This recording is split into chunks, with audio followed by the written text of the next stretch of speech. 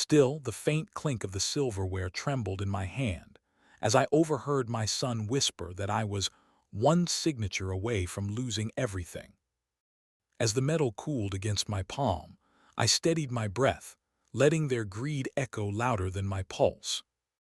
While that same soft clink repeated, it sharpened into a truth I could no longer ignore.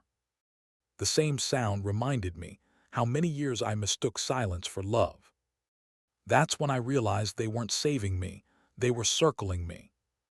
That's when the silver finally stilled, and so did my mercy. Before the story begins, tell me, where are you watching from? I hope your day's gentle and calm. Please like, subscribe, and let's start our story together. Snow clung to the edges of Ed Collins's coat as he stepped into Mason Arlo, the kind of restaurant his late wife once dreamed of visiting but never did. The warmth inside hit him first, then the soft echo of silverware, then the familiar tightening in his chest as he spotted his family already seated under a chandelier shaped like falling icicles. James waved him over with a flick of the wrist, not welcoming, just signaling, like summoning a stray dog that had wandered too close. Ed took his seat quietly, smoothing the sleeve of his worn winter coat. He'd chosen it because his wife had sewn the lining herself decades ago. To him, it meant something. To everyone else at the table, apparently, it meant poverty. James picked up the menu and smirked. "Dad, just make sure you order something cheap tonight, all right? We don't want you stressing about the bill, or," he chuckled, "about your wallet crying."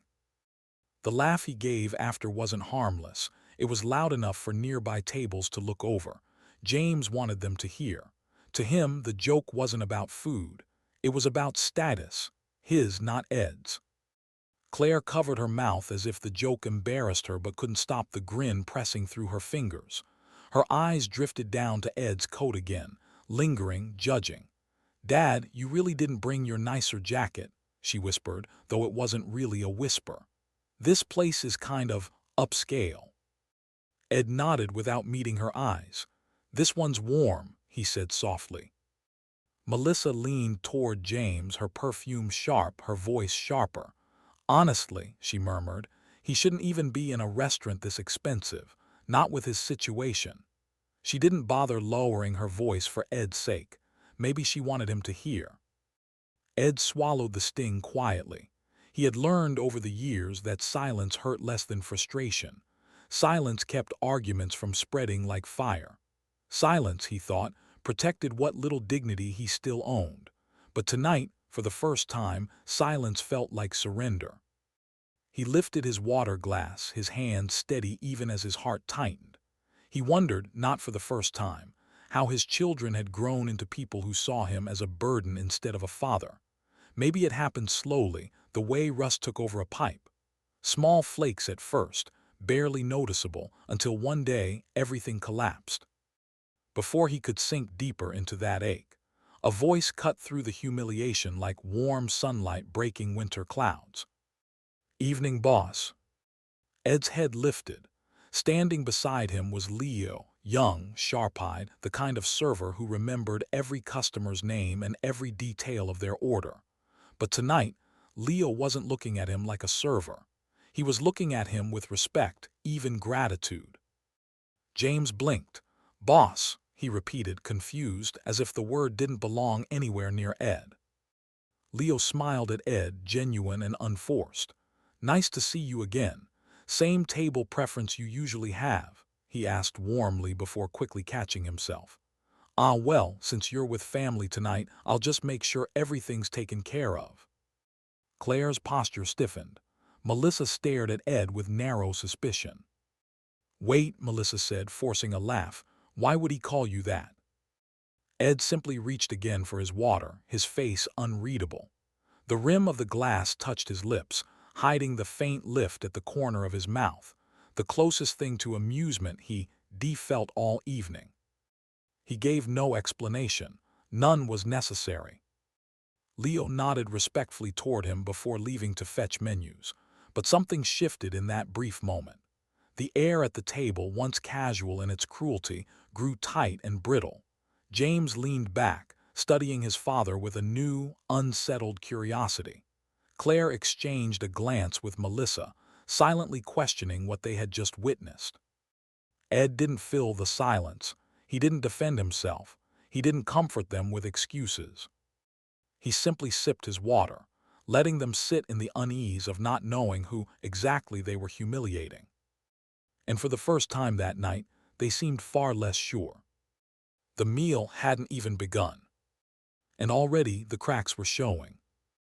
The menus had barely settled on the table before James leaned forward, hands clasped like he was about to deliver a performance rather than a Enversitian. Dad, look, he began, tone dipped in false concern. You really need to stop depending on us. It's getting uncomfortable. He paused as if waiting for applause. We can't keep worrying about what you can or can't afford. Claire nodded quickly, eager to join the chorus. It's true, Dad. You can't just float through life expecting us to pick up the pieces. You should have planned better, Mom always said. Ed's chest tightened at the mention of his late wife, but he kept his expression still. He remembered all the nights he worked double shifts while she battled illness. The bills, the medications, the quiet moments when he held her hand knowing he couldn't save her but refusing to let her feel alone. Planning had nothing to do with it. Life had stripped them bare, and he had done everything he could for the family now sitting across from him, lecturing him as though he were a stranger who had wandered into their lives uninvited.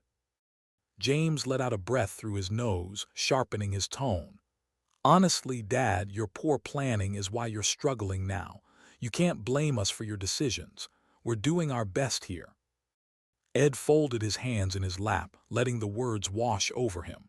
They had no idea. They had never asked, never wondered what sacrifices he made to keep their childhood warm, fed, safe. But tonight, he wasn't going to open that vault. Tonight, he would let them speak, let them reveal themselves one careless sentence at a time. Are you even listening? Claire pressed, leaning closer. We're trying to help you, but you can't keep putting us in these situations. Fancy restaurants. Dad, really? Her eyes drifted to the chandelier overhead, as if the very existence of such beauty offended her on his behalf. Ed nodded once, calm and steady. I hear you, he said softly.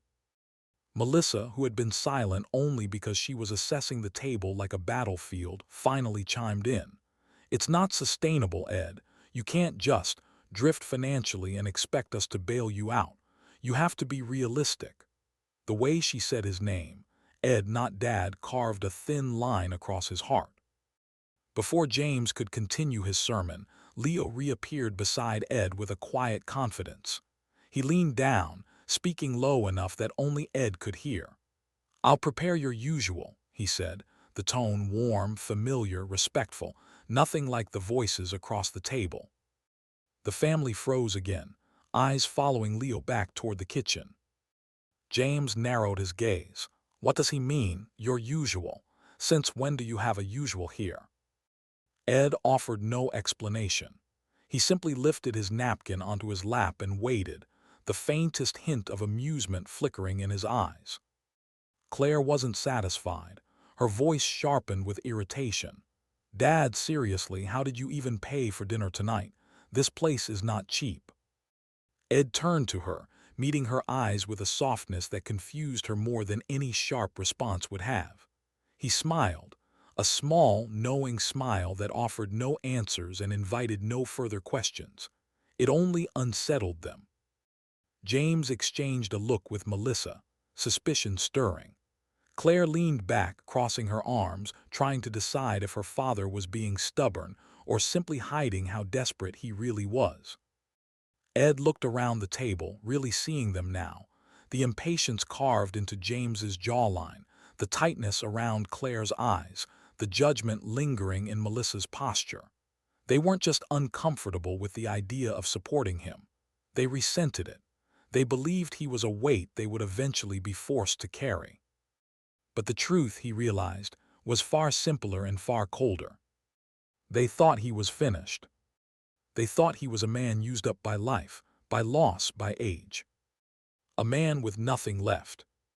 Ed took a slow breath and let the moment settle. Tonight was supposed to be a quiet dinner, a simple Christmas Eve with family, but the night had opened a door he didn't realize needed opening. They had shown him exactly who they were. And now, for the first time in a long time, Ed was ready to truly see. The evening wasn't over, and neither was he. Dinner ended with the kind of strained politeness that felt colder than the snow gathering outside. James signed the check with a dramatic sigh, acting as though he were rescuing a man drowning in debt rather than covering a meal Ed had quietly arranged in advance. Claire kept checking the total, whispering to Melissa about how irresponsible it was to let the bill get that high. Ed didn't correct them. He simply thanked the waiter, folded his napkin, and let the moment pass like a shadow. "Dad, next time just tell us you can't afford something like this," James muttered as they rose from the table. "We'll pick a cheaper spot." Ed nodded patiently. "I'll keep that in mind," he said, though they both knew he wouldn't. As his family wrapped themselves in expensive coats and irritation, Leo brushed past Ed with a subtle gesture, guiding him toward the side hallway near the kitchen. Ed followed quietly, unnoticed by the three people too busy complaining to see him step away. Behind the swinging kitchen doors, the clatter softened, and the warmth shifted from polished dining room elegance to the steam and skillet heartbeat of a real working restaurant. Leo exhaled as if finally able to speak freely. "I'm glad you came tonight," he said. "It's been too long." Ed smiled, something loosening inside him. Here, away from judgment, he felt like himself again. "I didn't want to interrupt your rush," he said. "You never interrupt," Leo replied sincerely. "You've done more for me than anyone else in this business." That gratitude wasn't performative. It came from years of quiet partnership, years no one at Ed's table had ever bothered to ask about. Leo gestured toward the office at the back. "Can we talk for 2 minutes about the lease issue?" Ed nodded, stepping inside the cramped space filled with paperwork and the faint scent of citrus cleaning spray. Leo closed the door behind them. "So," Leo began, settling into the chair across from him, "the contractor finally agreed to the updated terms you suggested. If we stick to the plan, the renovations should wrap by early spring." "Good," Ed said, leaning forward. "The place deserves it. You've built something special here. And only because you gave us a chance. Most landlords would have raised rent after the pandemic struggles." Leo paused, eyes softening. "But you didn't. You saved us." Ed waved off the praise, though it meant something to him. "You and your wife are hard workers. I didn't do anything extraordinary." "You did," Leo insisted. "You always do." Ed reached into his coat, pulling out a small gift bag wrapped neatly with twine. "Here," he said, handing it over, "for the baby." Leo's face lit with a mix of surprise and emotion as he opened it. Inside was a delicate silver rattle engraved with his son's name. "Ed, this is." "You don't have to say anything," Ed said softly. "Just take care of him." Leo nodded, swallowing hard. "Thank you truly." A knock at the door broke the moment. One of the servers poked in. Ed, your family is asking where you went." Ed closed his eyes briefly. "Of course they are," he murmured. When he stepped back into the dining room, the warmth of the kitchen felt like a dream fading. James stood with his arms crossed, irritation etched deep. "We've been waiting," he said. "Next time tell us when you disappear." Ed offered a gentle smile, just stepped away for a minute. Claire pulled on her gloves. "Well, the bill was ridiculous. You should have said something, Dad." Melissa added, "Honestly, maybe it's time you think about selling your house. It's too much for you now. You could use the money to actually stabilize yourself." Ed felt something shift, quiet, internal, unmistakable. A line had been crossed. They weren't worried for him. They wanted access to what they believed was his last remaining asset. His home, his memories, his last piece of the life he built with his wife. James shrugged casually. "It's just practical, Dad. You can't maintain that old place forever." Ed didn't argue. Arguments were pointless with people who had already decided his value. He simply put on his coat, nodding as if considering their advice. But as he stepped outside into the sharp winter air, the truth became clear. Tonight wasn't just ugly, it was revealing. And revelations couldn't be ignored. His children believed he was vulnerable. They believed he was dependent. They believed he had nothing. And now Ed understood exactly what that meant, and exactly what he needed to protect. Everything was changing, and the night was far from over. The house was quiet when Ed returned, too quiet, the kind that came after years of living alone. He hung up his coat, rubbed his hands together for warmth, and tried to shake off the sour taste of the evening. But before he could even sit down, his phone buzzed on the kitchen counter. The screen lit up with a name that immediately tightened his chest. Rachel Porter. He answered, Rachel. Her voice didn't start with pleasantries. It came sharp, urgent, and edged with something she rarely showed, anger. Ed, I need you to sit down. He lowered himself into a chair, the wood creaking beneath him.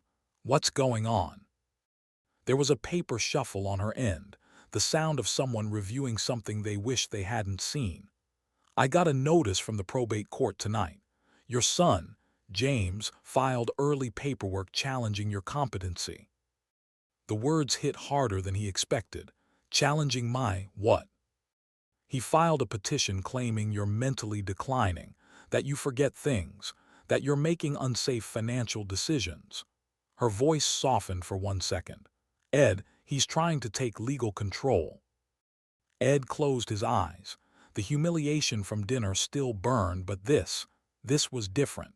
This was betrayal sharpened into a weapon. Rachel continued flipping pages. It gets worse, Claire Subham. It is a supporting statement. She claims you forget where you place important documents, repeat conversations, and seem confused during routine discussions. Ed pressed a hand to his forehead. He wasn't confused. He wasn't declining. He remembered every slight, every dismissive comment, every moment his children decided he was fading simply because age had slowed his steps. He remembered their mother's final words to him. Promise me you'll never let them push you aside. I see, he whispered. Their intent, Rachel said carefully, is to establish power of attorney. If they get it, Ed, they'll control everything. Your accounts, your decisions, and yes, your home. She didn't sugarcoat it. She knew he didn't need softness right now. They want to sell it. Ed's hand tightened around his phone. His home wasn't just property. It was the place where he raised his children, where he held his wife through chemo, where birthdays and Christmas mornings once felt sacred. Selling it wasn't a financial move to them. It was a way to erase him. Rachel breathed out slowly, trying to steady her frustration. They think you're broke because you let them think that, and now they're acting on it. Ed stared at the dark window across from him, seeing his own reflection staring back.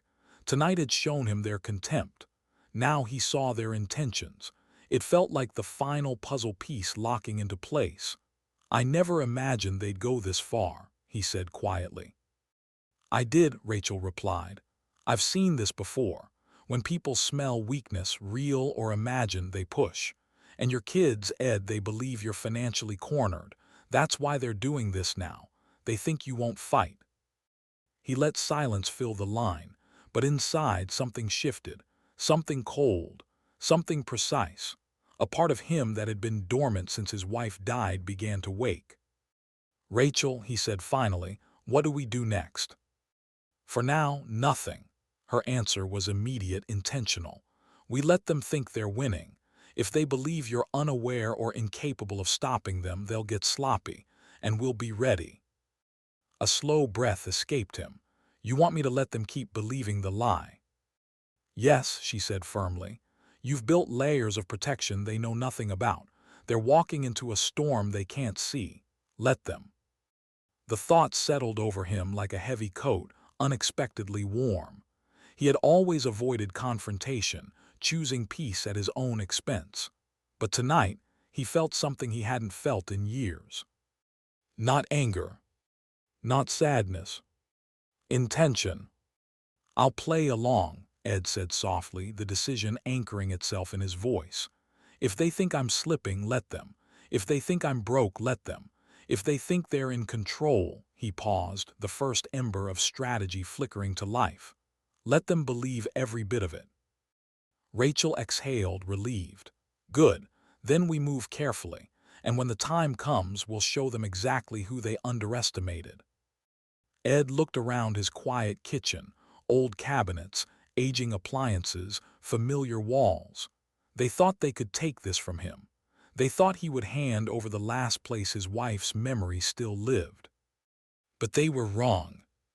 For the first time in a long time, he didn't feel powerless. He felt prepared. And as he set his phone down, a single realization settled in. This wasn't the end. This was the beginning. Ed woke the next morning with a clearer mind than he'd had in months. The betrayal from his children still stung, but now it served a purpose. It sharpened him. It reminded him that every step from here on out needed to be deliberate. If they believed he was slipping, struggling, barely surviving, then he would give them the performance of a lifetime. When James called that afternoon, Ed answered with a slow, tired-sounding hello, deliberately adding a little strain to his voice. James didn't ask how he was. He jumped straight into instruction. "Dad, I looked at your expenses. You're burning through what little you have left. You need to start budgeting better," he said, as if he were speaking to a child. "You can't keep spending like you're still working." Ed let the words settle between them. He had spent his whole adult life working, fixing boilers, repairing drywall, managing buildings long before he owned any. Sacrifice was his native language, but James spoke as if the world owed him clarity while Ed owed him gratitude. "I'll try to tighten things up," Ed replied softly, adding just enough hesitation to confirm the story James was already telling himself. James sighed, satisfied. "Good. Honestly, Dad, you should have planned better. Mom handled everything and afterward you just fell apart financially. You can't expect us to fix that." The comment cut deeper than James knew, but Ed didn't let it surface. "You're probably right," he said. Later that day, Claire stopped by the house, her heels tapping across the hardwood like a metronome of disapproval. She studied the living room with narrowed eyes, as though the walls themselves confirmed her fears. "Dad, you can't keep living like this," she announced. "You need support, real support. Have you considered assisted living? A nice facility could help you manage your finances, your medications, everything." Ed resisted the urge to laugh. He didn't take medication beyond vitamins. He managed more properties than Claire ever would, but he simply nodded. "Maybe," he said, letting the word hang, fragile and uncertain. Claire placed a hand on his shoulder, feigning sympathy. "We're just trying to protect you, Dad. You're vulnerable." He lowered his gaze. Vulnerable was exactly what he wanted them to believe. Melissa's voice arrived before she did, a sharp, irritated tone slicing through the hallway as she entered behind Claire. "Honestly, Ed, this is getting exhausting," she said, dropping her purse onto the couch.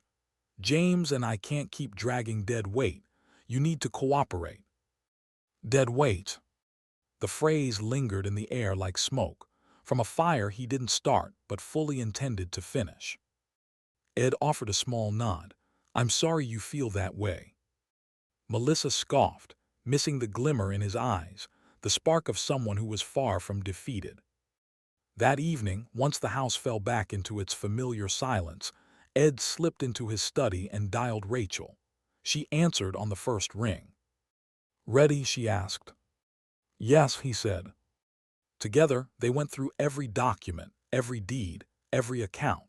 Rachel guided him as they moved assets into a protective trust, one that placed everything beyond the reach of anyone who might try to exploit him.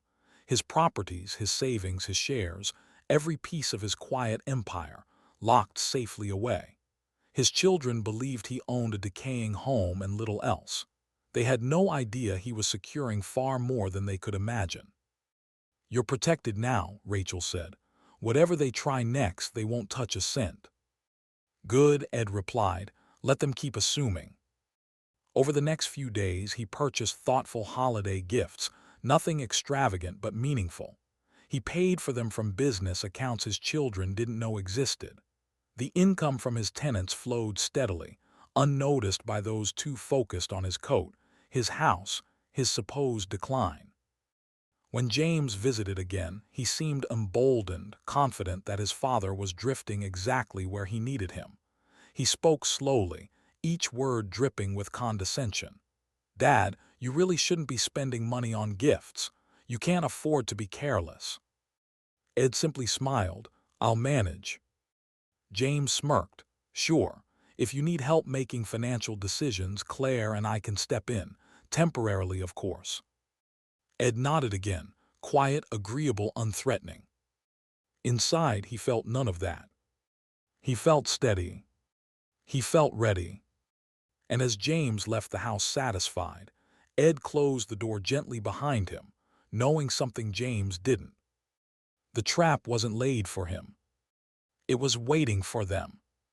The wind off the Charles River stung Ed's cheeks as he stepped into Rachel's downtown office, shaking snow from his coat.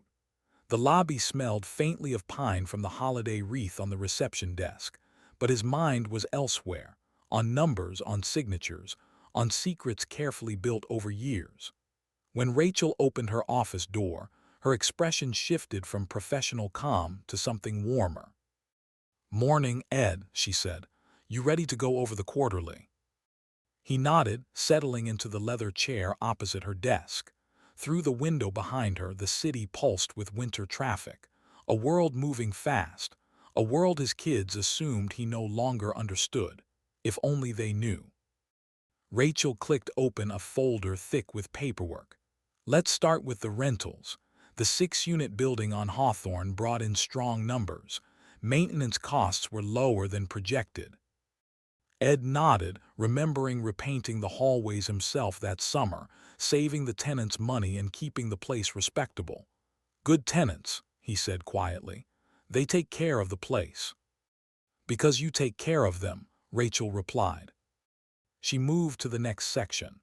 As for the 2 business buildings, the Brookline office space is fully leased and the Dorchester storefronts are stable again.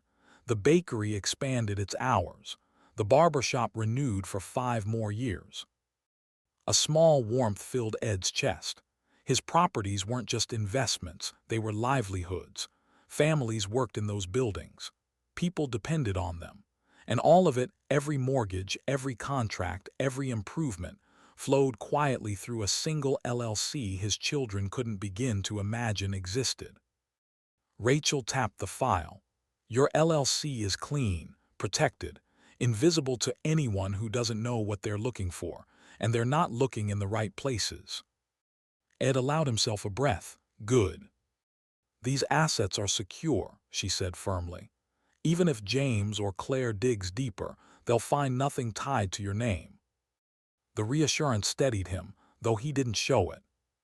Protecting them, his tenants, his buildings, his future, meant protecting himself from the people who should have defended him instead of circling like vultures. A knock interrupted the review. Leo stepped into the office, cheeks flushed from the cold. "Hope I'm not interrupting," he said. "Not at all," Rachel replied, standing to greet him. "We were just reviewing the numbers." Leo's eyes brightened. "Good, because I wanted to go over expansion plans. The restaurant's picking up, and with the renovations you're funding, we can finally open the outdoor patio by summer." Ed felt a quiet pride swell in him. "It'll bring in more customers," he said. "You've earned that." Leo nodded, grateful. "Honestly, we couldn't do any of this without you. Most landlords don't give a damn. You do." Rachel watched the exchange with a soft smile. She knew Ed didn't help people out of ego. He helped because he understood struggle, because giving someone a chance was something he wished more people had done for him. After Leo left, Ed stayed seated, tapping his fingers lightly on the armrest. "Rachel," he began, "I've been thinking about when to tell them about all this." Her eyes sharpened with caution. "Not yet." "I know," he said, "but the moment it's coming." "It is," she agreed, "but the timing has to be perfect. Right now, their arrogance is working in your favor." She closed the folder. "And arrogance reveals everything you need to know." Later that evening, as Ed settled back into his living room, the phone rang. Claire. He answered softly, "Hello." Her voice was bright, too bright, sweetened like something artificial. "Dad, hey, I was thinking, you know those health documents we talked about, the ones to help us, manage things for you." He could hear papers shuffling on her end. She probably had the forms spread out on her dining table, rehearsing her lines like she always did. "It would really help us keep track of your appointments, and your medications, and just your well-being." Didn't James explain it? "Yes," Ed said, letting a small tremble into his voice. "I'm still looking them over." Claire exhaled impatiently, the mask slipping a little. "Dad, it's simple, just sign them. We're trying to take care of you." He let her words sit, heavy and revealing. "I'll need a bit more time," he said gently. "Well, don't take too long," she replied, her tone cooling. After she hung up, the house grew quiet again, quiet enough for him to hear the truth behind her urgency. They weren't trying to care for him. They were trying to disarm him. And as Ed placed the unsigned documents into a drawer, he understood something with absolute clarity. He wouldn't stall much longer. He would gather what he needed. And when the moment came, it wouldn't be him caught unprepared. James arrived unannounced on a gray afternoon, the kind of day when the sky looked bruised and winter pressed hard against every window. He didn't knock gently. 3 sharp hits rattled the doorframe.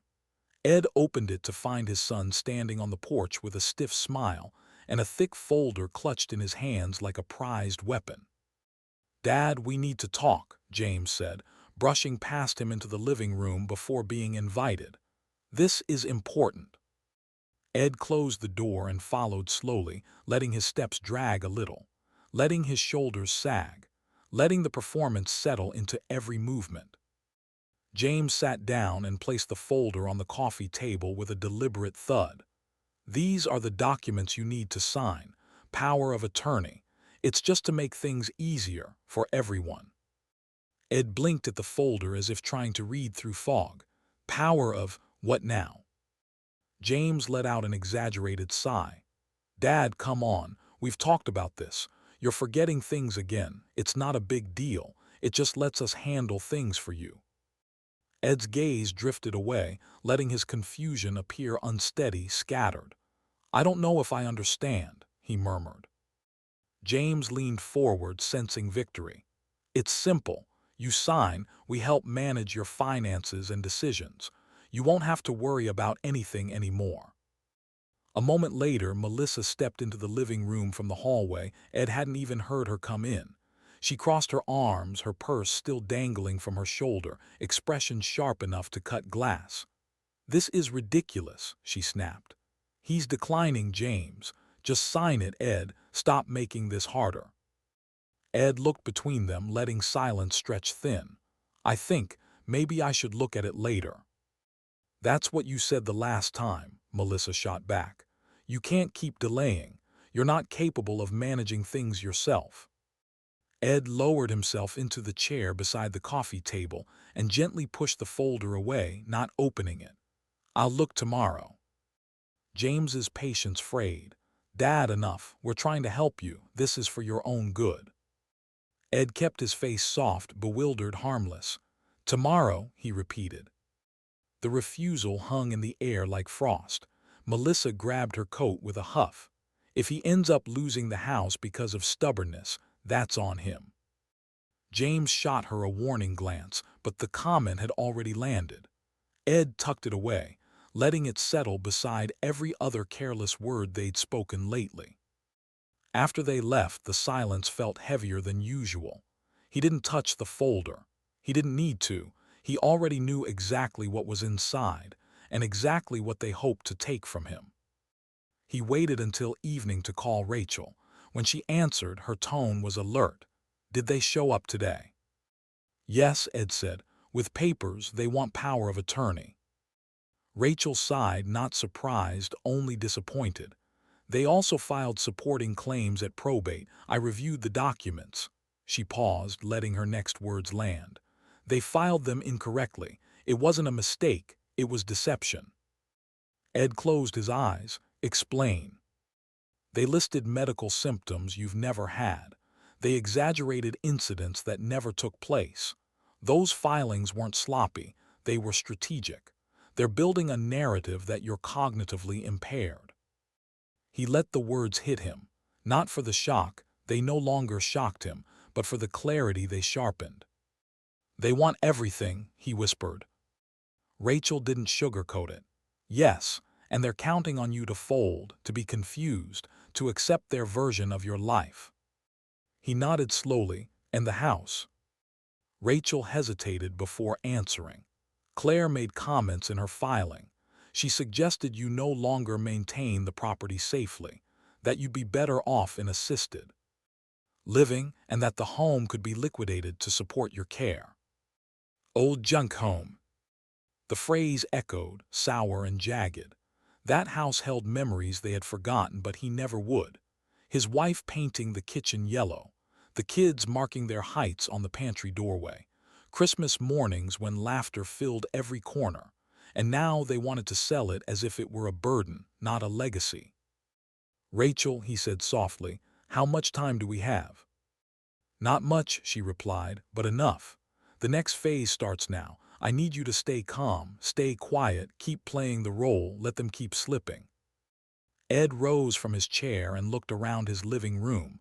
The photographs, the familiar furniture, the ghost of his wife's voice woven into the walls.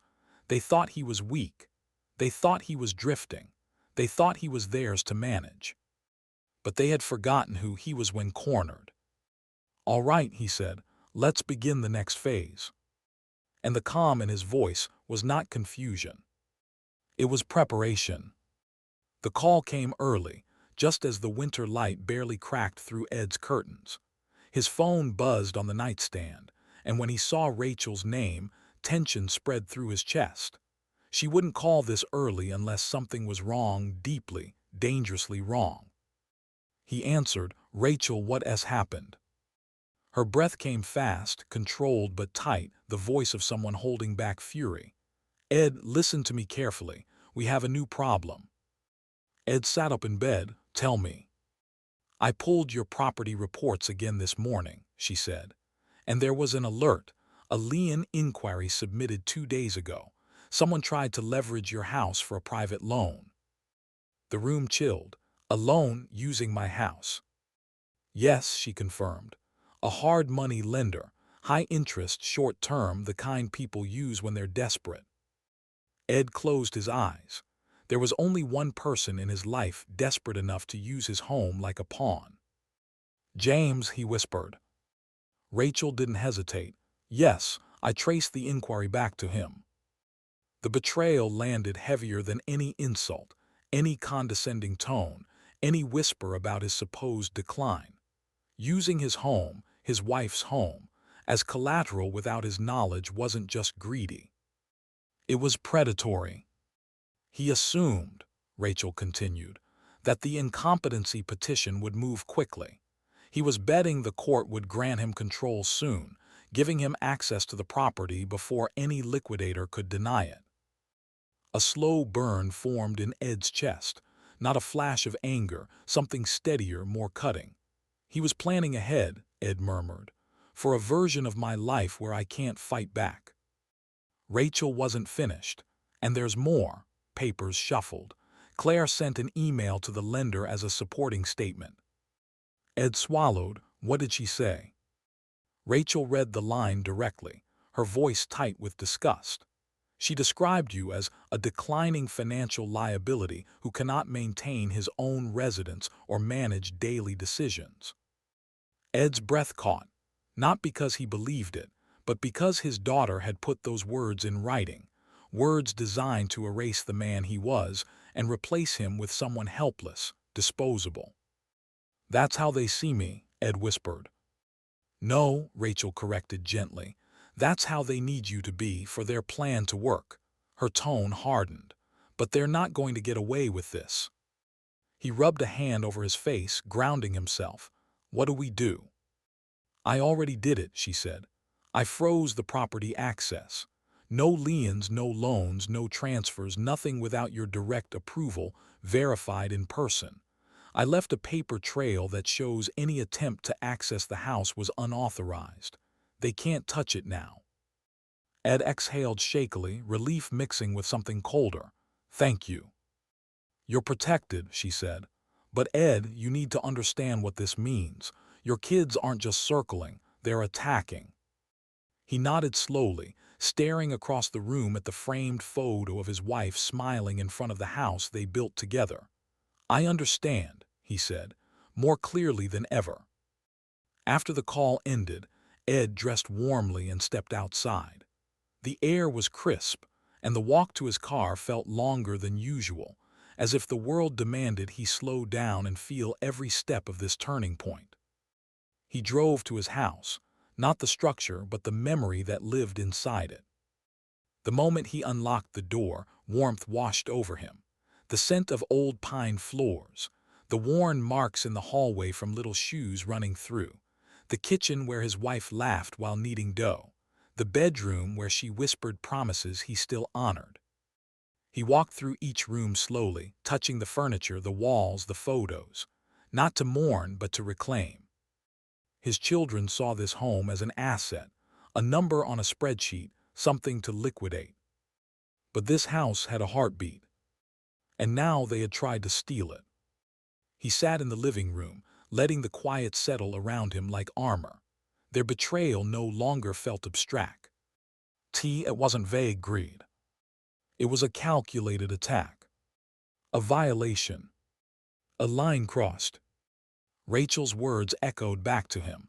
They think you're broke because you let them. Maybe so. But they also thought he was weak.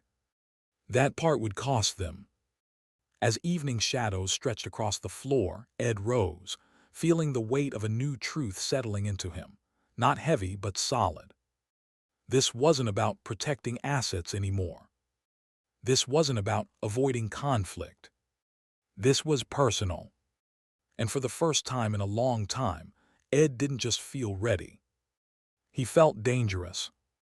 Ed woke with a different kind of resolve, quiet but immovable, like the steady weight of a tide pulling out to sea.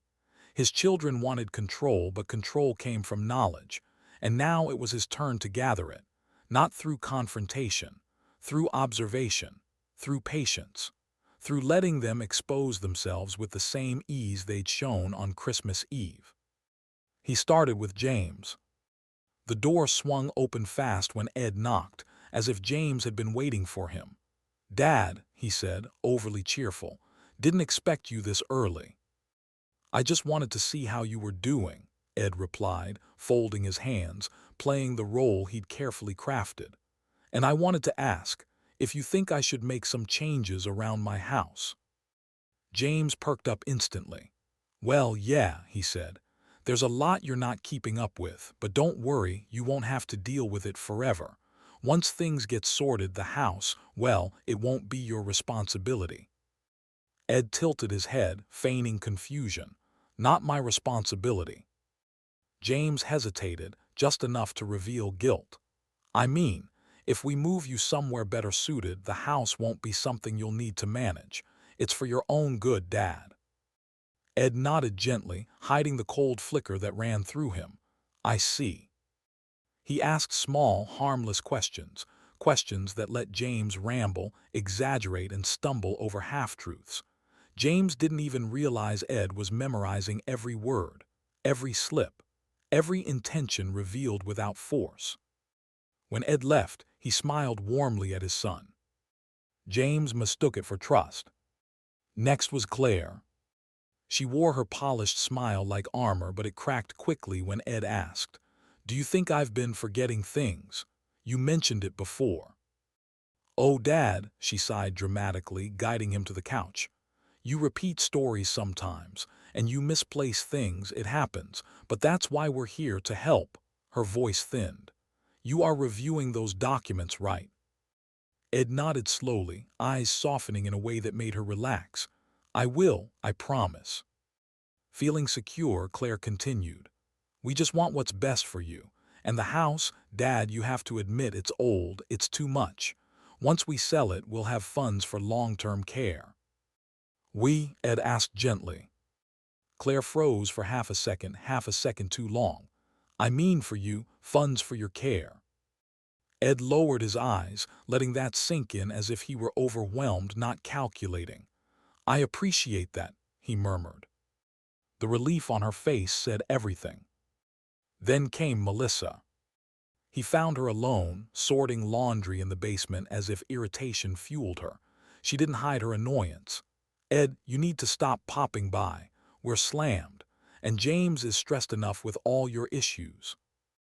Ed smiled softly. I didn't mean to be a burden. I just wanted your advice. What do you think I should do with my belongings after Christmas? I heard something about organizing them. Her guard dropped. Annoyance overrode caution. Oh, please, she scoffed. We already talked about it, James, and I figured we'd start sorting your things after Christmas anyway. You know, before the house gets listed. There's no point keeping all that old stuff. He kept his expression still, calm, even as her words sliced through him. My belongings, he repeated quietly. She shrugged. Someone has to deal with it. Ed nodded once. Thank you for telling me. He left before she realized what she'd confessed. That evening he sat at his kitchen table, spreading out the notes he had taken, dates, comments, implications, intentions. He didn't embellish. He didn't interpret. He simply documented the truth his children had eagerly handed him. When he called Rachel, she answered immediately. Tell me everything. He did slowly, carefully, word for word. By the time he finished, she sounded breathless. Ed, this is exactly what we needed. This isn't just caretaking overreach. This is exploitation, preemptive asset control, coercive planning. Will it help in the hearing? He asked. It won't just help, she said. It builds a case, a strong one. Ed leaned back, exhaling lightly. The first real breath of confidence he'd allowed himself in weeks. Later, Leo called, checking in out of genuine concern. Ed, whatever you need, just say the word. You've helped me more than anyone. I'm here. Ed smiled at the loyalty he received from a man who owed him nothing. Loyalty his own children never offered. Thank you, La. Oh, he said, I may need that soon.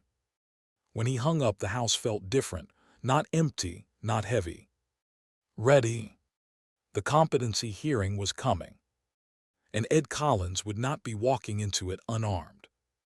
The probate courtroom felt colder than the winter morning outside. Pale sunlight filtered through tall windows, landing in sharp rectangles on the polished wood floors. Ed sat beside Rachel at the respondent's table, hands folded neatly, posture steady. He looked like a man attending a quiet meeting, not someone being accused of losing his mind.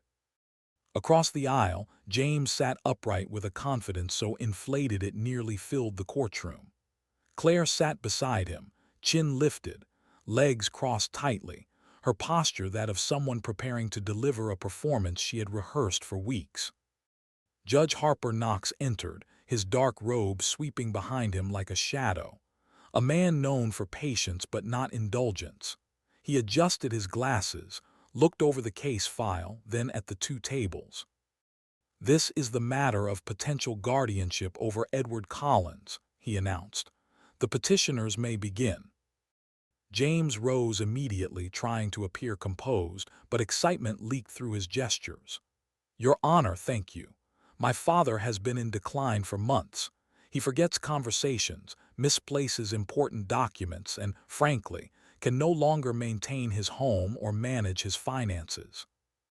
Ed remained still, eyes forward, face unreadable. James continued, growing more animated. He refuses help. He gets confused easily. He doesn't understand bills or responsibilities anymore. We're only trying to protect him before something terrible happens."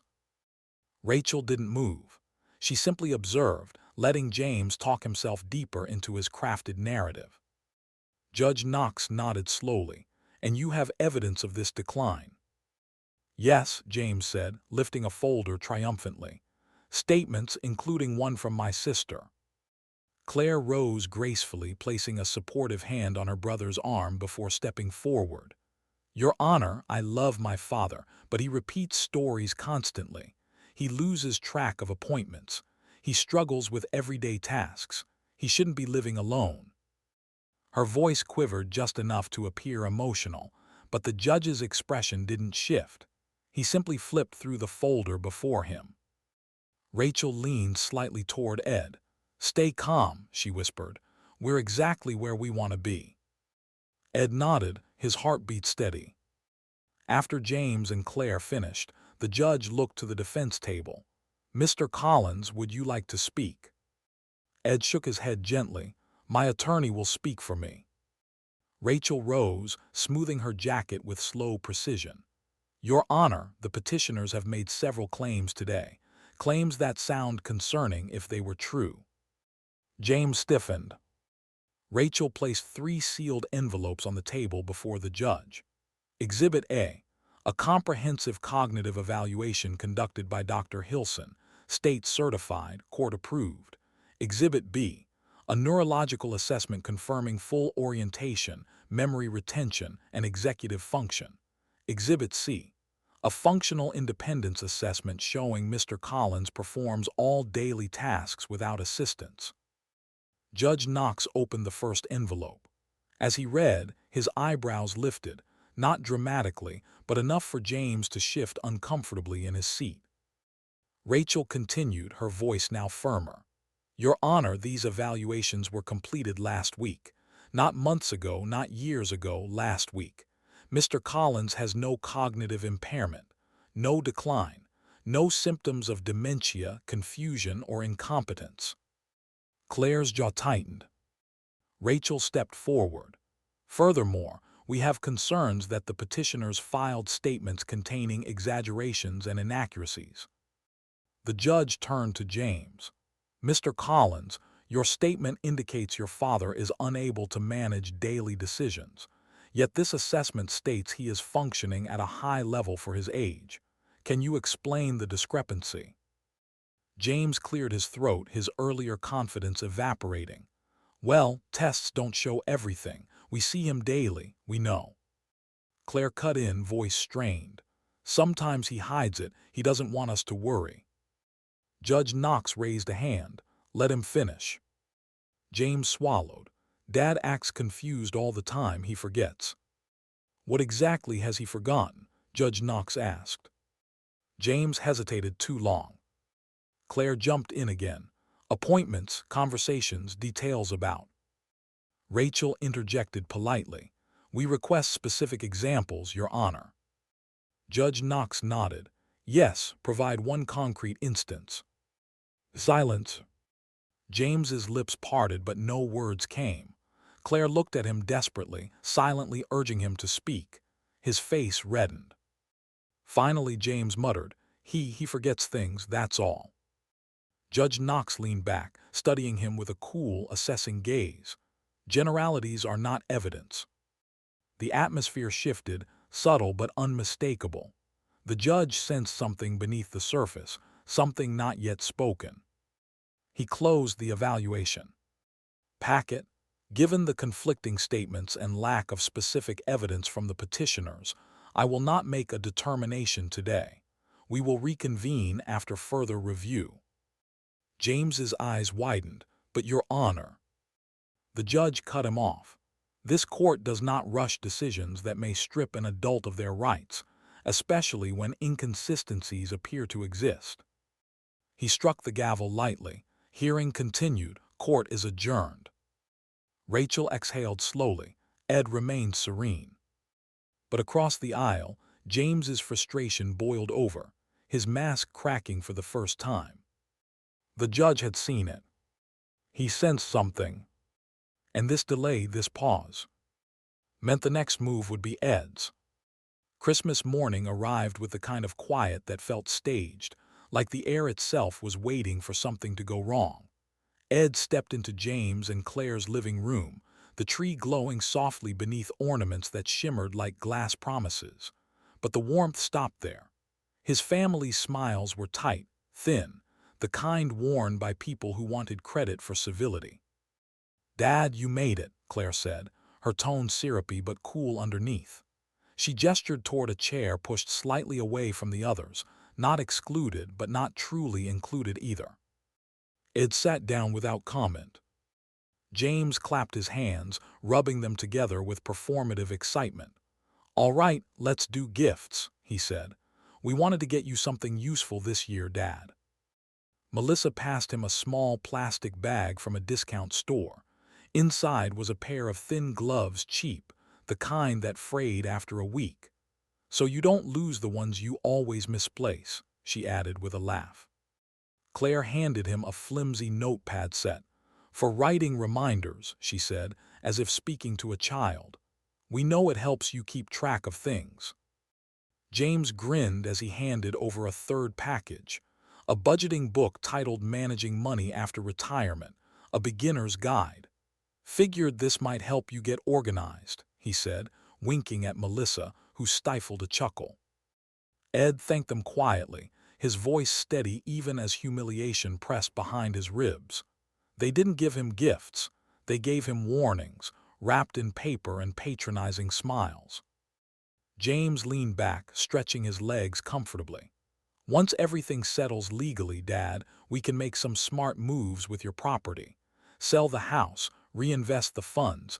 It'll be great for your long-term stability." Claire nodded eagerly.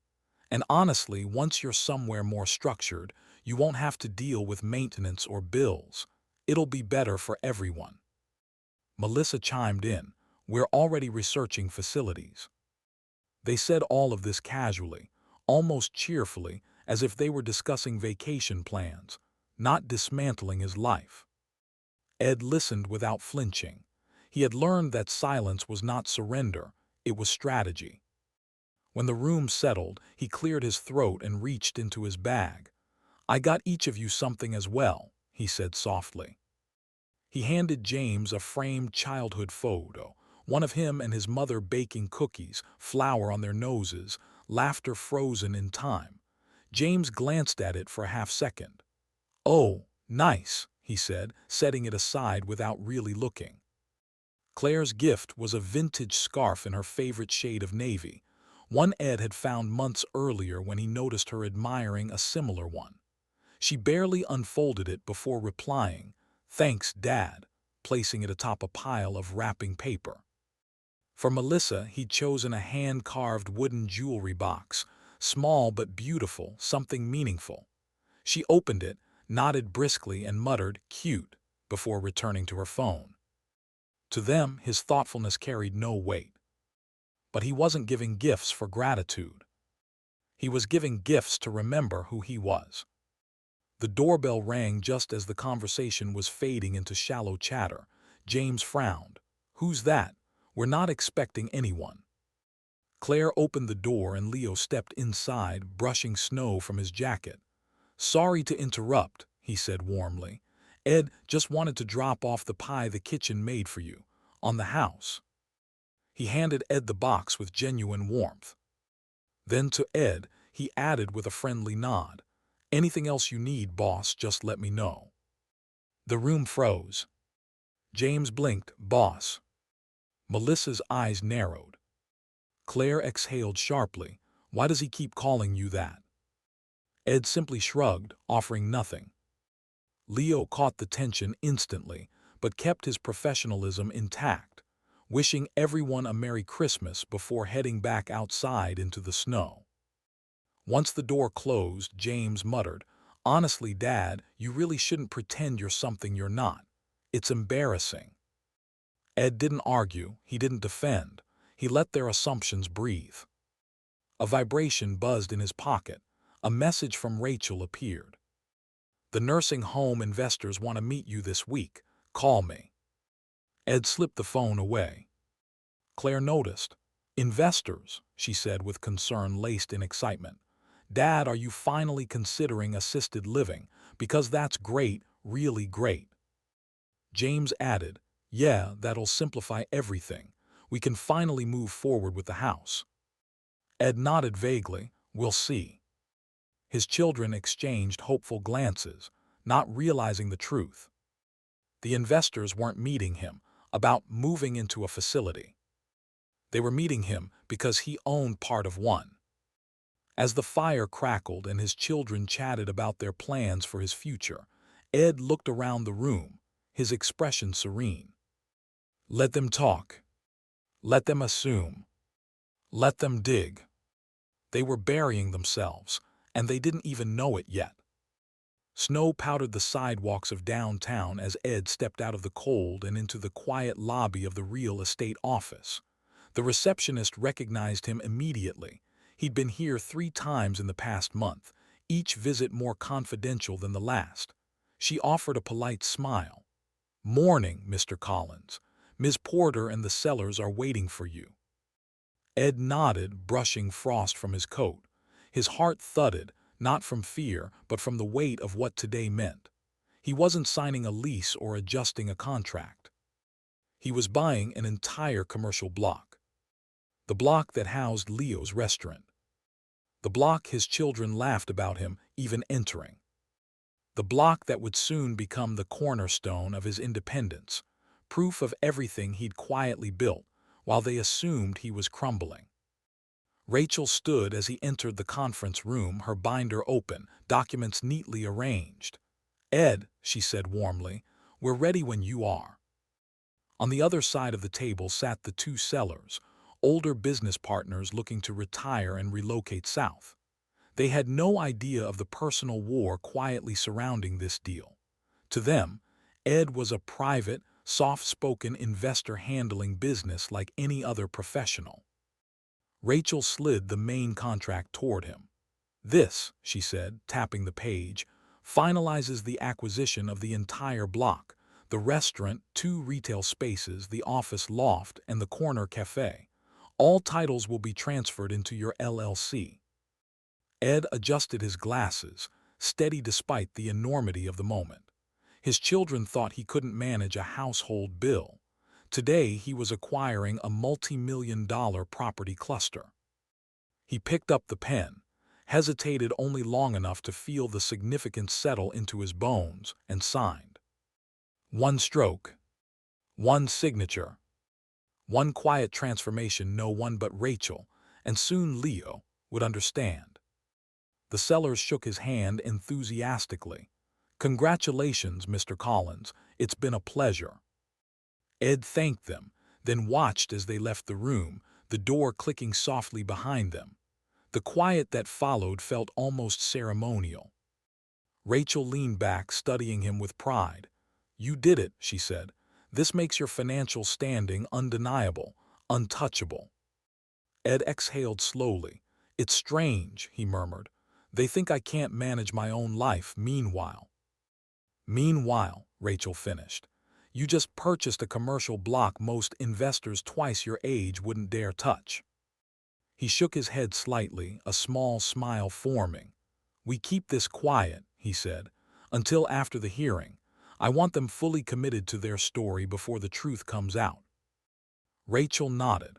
"Confidentiality is guaranteed. Everything S under the LLC, shielded from public searches unless someone knows where to dig, which they don't." Ed appreciated her certainty. He needed certainty right now.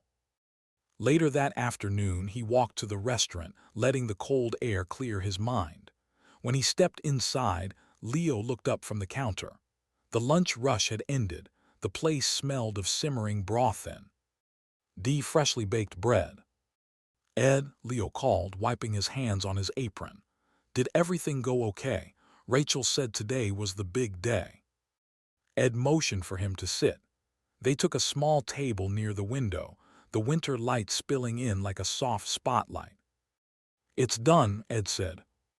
Leo's face lit with relief before he even understood the full weight. "So, it's official. You own the building now." Ed shook his head gently. No, Leo, I own the whole block. Leo blinked twice, then covered his mouth, overwhelmed. Ed, my God, that means this restaurant, my job, it's safe. It's really safe. Ed nodded. No one's raising your rent. No one's pushing you out. No one's changing anything unless we decide it's for the better. Leo's eyes shone with gratitude that was raw, unguarded. You didn't have to do this. I know, Ed said quietly, which is exactly why I did. After the shock settled, Leo leaned forward. So what happens next? Renovations, Ed replied. Improvements, expansion, and all of it quietly. My family can't know, not yet. Leo smirked. You're playing chess while they think you're playing checkers. Let them think whatever they want, Ed said. Over the next hour, they walked the block together. Ed inspecting cracked pavement, outdated signage, the potential tucked beneath layers of neglect. He made notes, took photos, and spoke to a contractor he'd already lined up to begin upgrades in January. Each step made the truth more concrete. He wasn't a man in decline. He was a man rebuilding, expanding, preparing. By sunset, he stood at the corner of the block, watching lights flicker on one by one in the windows of the businesses he now owned. The street hummed with life. And not one member of his family knew. They still believed he was broke, confused, dependent. But the tide had already turned, and by the time they realized it, the ground beneath them would be gone. The cold wind brushed against him as he headed home, carrying with it a certainty he hadn't felt in months. The hearing was coming, and Ed Collins was no longer someone they could underestimate.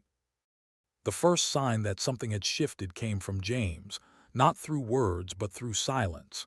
He stopped calling with the same smug frequency, stopped stopping by unannounced, stopped pretending his concern was anything more than ambition. Instead, he watched. He lingered. He studied Ed the way a gambler studies the table after realizing the odds have changed. And James could feel it. Something was off. When he finally confronted Ed, it was under the guise of casual conversation. Dad, he said one afternoon, stepping into the living room with fake ease, you've been different lately. Quieter, distant. He paused, eyes narrowing. Are you keeping something from us? Ed smiled softly, the kind that never revealed more than he wanted. No, son, just thinking a lot these days. James didn't buy it. The suspicion stayed lodged in his expression, tight and unresolved. Later that evening, Claire appeared at the house, her heels echoing down the hallway like a warning. She didn't bother removing her coat before demanding, Dad, I need access to your accounts. Ed blinked. My accounts? Yes, she said, her tone clipped. For transparency. You haven't signed the health documents yet and it's making everything harder. We need to make sure bills are paid, that nothing falls through the cracks. He shook his head gently. Thank you, Claire, but I can manage my accounts. Her voice sharpened. Dad, you don't understand. If you mess something up, if something major happens, we'll be the ones responsible. I appreciate the concern, Ed said calmly, but no. Claire exhaled sharply, her mask slipping. Why are you being stubborn? You're making this harder than it needs to be. We're just trying to help. But help was what she wanted, and Ed saw it now with absolute clarity. I'm fine, he repeated softly. Claire stared at him, shoulders tense, before grabbing her purse and storming out without a goodbye. It didn't end there. Within an hour, texts from Melissa began to arrive, one after another, each one colder than the last. You're being unfair to James. Do you want to ruin your relationship with your children? If something happens to you, we're going to be stuck dealing with it. Why are you making everybody's life harder? Ed read each message quietly, letting the words reflect exactly what they were, guilt wrapped in manipulation. Not love, not concern, just pressure. He didn't respond to any of them. Instead, he forwarded every message to Rachel. She called within minutes. Good, she said, her voice steady. Document everything. This pattern, pressure, coercion, exaggeration helps show intent. Judges don't like intent. What happens now? Ed asked. Rachel exhaled slowly. Now we prepare for the final confrontation. They're getting desperate. Desperation makes people sloppy. And she was right. The next morning, while Ed was sweeping snow from his FR, on steps, a thick envelope was delivered, one with a return address from the courthouse. He opened it slowly, the cold biting at his fingers. Inside was a formal notice. James had filed a new complaint, requesting an expedited guardianship ruling. He wasn't waiting anymore. He wasn't pretending. He wanted control now. And he was pushing the court to act quickly, hoping to trap Ed before the next hearing, before the truth could surface, before Rachel could expose their motives. Ed stared at the paper, the winter wind tugging at its corners. This was it.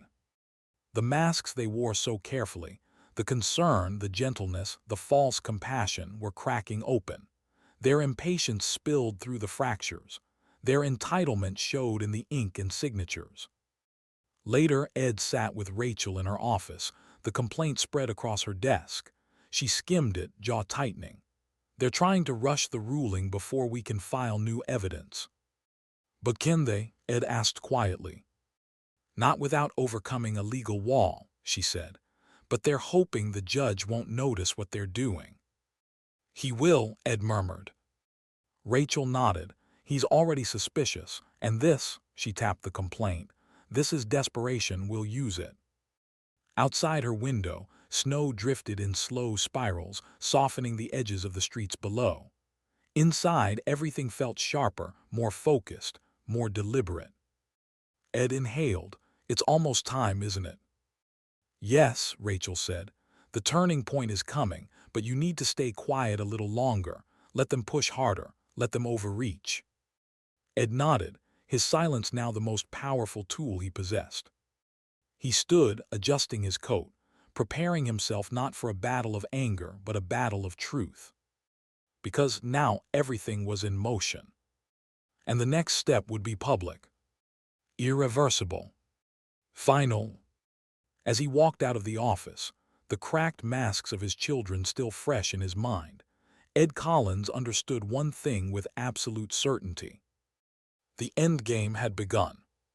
The pressure came in waves, calls, messages, legal notices, veiled threats, but Ed faced each one with the kind of stillness that unnerved the people trying to control him. His silence wasn't confusion anymore. It was discipline. The strength of a man who finally understood that his restraint frightened them more than any argument ever could. Rachel saw it clearly. Every time Ed stepped into her office, she noted how steady he was becoming. She, meanwhile, worked with the urgency of someone assembling a case brick by brick, each piece of evidence fitting neatly into a pattern of exploitation. Your children aren't just overstepping, she said one afternoon, flipping through a binder thick with documents. They're attempting to remove your autonomy, seize your assets, and use the legal system to justify it. Judges take that seriously. Ed nodded, watching her highlight sections of the new complaint. Whatever we need to do next, he said quietly, I'm ready. Rachel gave him a rare smile. Good, because their own behavior will make our job easier. They're frantic. When people are frantic, they get sloppy. He knew that was true. The more silent he became, the louder their desperation grew. Later that day, needing a breath of something real, Ed drove to the commercial block he now owned. Snow had settled along the rooftops, the sidewalks a patchwork of footprints from lunch-hour customers. The restaurant's windows glowed warm against the gray afternoon, and the sight stirred a pride he hadn't felt in years, not pride in money or ownership, but pride in building something that mattered. Inside, Leo spotted him immediately. Ed, good timing, come see this. He guided Ed to the far wall where sketches and notes were pinned. Expansion plans, layout adjustments, community event schedules. The restaurant buzzed with a quiet excitement that felt contagious. We're hosting a community Christmas dinner next week, Leo explained, tapping a flyer. Free meals for anyone who needs it, families, seniors, folks living alone. It's something we've always wanted to do, but, well, we never had the budget. Ed studied the flyer, feeling something warm bloom in his chest. How many people are you expecting? Maybe 100, Leo said. Honestly, we're trying not to get our hopes up. Ed nodded slowly. Send me the budget, the full budget. Leo blinked. Ed, that's not why I told you about it. I know, Ed replied gently, but send it anyway. That night after the block quieted and lights dimmed, Ed logged into his business account and paid the entire event cost anonymously. Food, staff, decorations, holiday treats for the kids, everything. A gift to the neighborhood he believed in. A reminder that generosity didn't require applause. Meanwhile, across town, desperation curled around his son like smoke. James's debts were piling faster than he could hide them. Phone calls from creditors became more frequent. Melissa's frustration more vocal. Every time Ed didn't respond the way they expected, the cracks widened. One evening, James stormed into Ed's home without knocking, his face flushed. Dad, this has gone far enough. You need to sign the guardianship paperwork. You're making everything worse. Ed looked up calmly. Worse for whom? James hesitated. For you, for all of us. You don't realize how much stress you're causing. Ed said nothing. His silence made James's voice grow sharper. Why are you being like this? James demanded. We're your family. We're trying to help you. Don't you care about us? Ed studied his son, really studied him for the first time in years. The panic behind his eyes, the selfishness hidden beneath forced concern, the fear of losing something he believed he already owned. I care, Ed said softly, but I'm not signing anything. James's face twisted, but before he could respond, Ed stood, not in anger, in finality. Good night, James. The quiet dismissal stung more than shouting ever could. James left in a flurry of muttered curses. The next attempt came from Claire.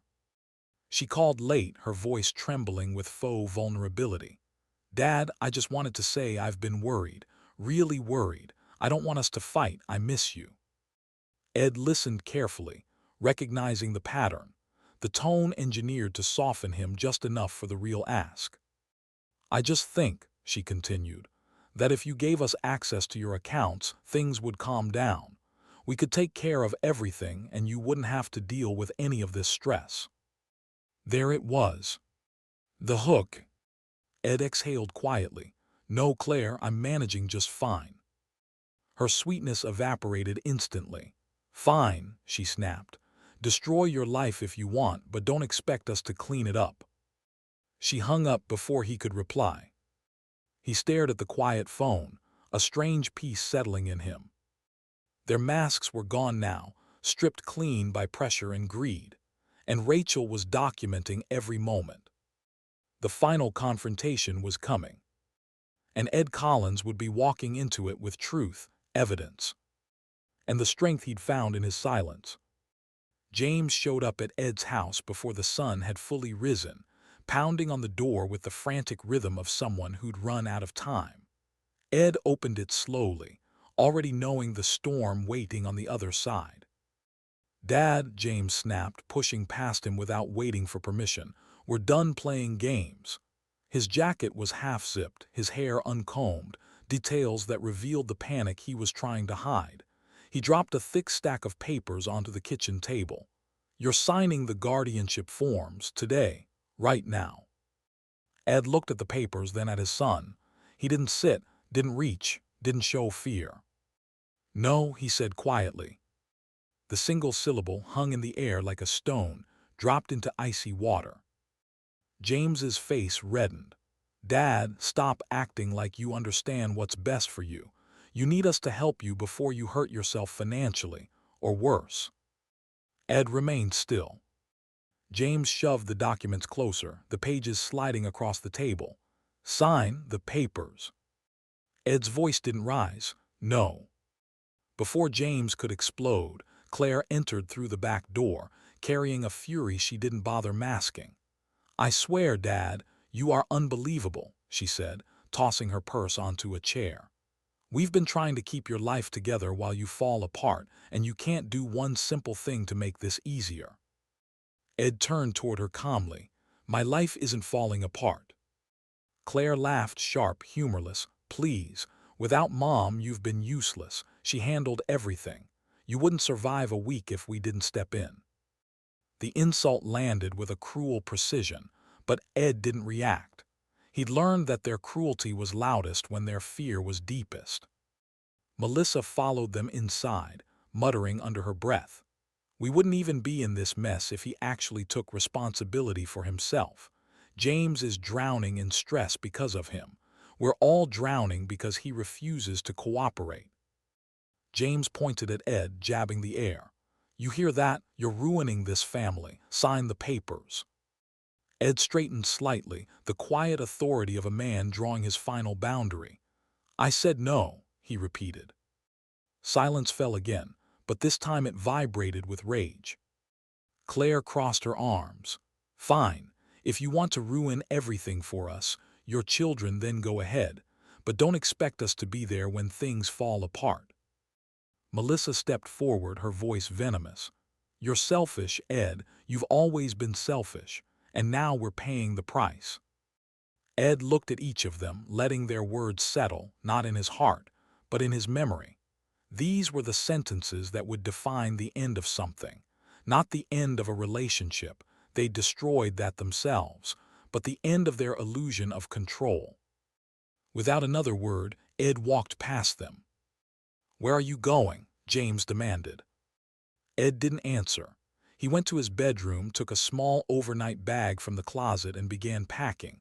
A few clothes, a framed photo of his wife, his medication, his documents, already organized because he'd been preparing for this moment long before they realized a battle had begun. His children followed him down the hall, voices overlapping in anger and confusion. "Dad, what are you doing? You can't just walk away from this. Are you seriously leaving?" He zipped the bag closed, standing tall, shoulders firm, eyes clear. He walked past them toward the front door. James grabbed his arm. "You're not leaving until we finish this." Ed pulled his arm back gently, but decisively. "I'm done here," he said quietly. And he stepped outside. The cold air felt cleaner than anything inside that house. As he reached the end of the walkway, his phone buzzed. Rachel's name glowed across the screen. He answered. "Ed," she said, her voice steady, controlled, carrying weight he could feel even through the cold morning air. "I just got confirmation from Judge Knox's clerk.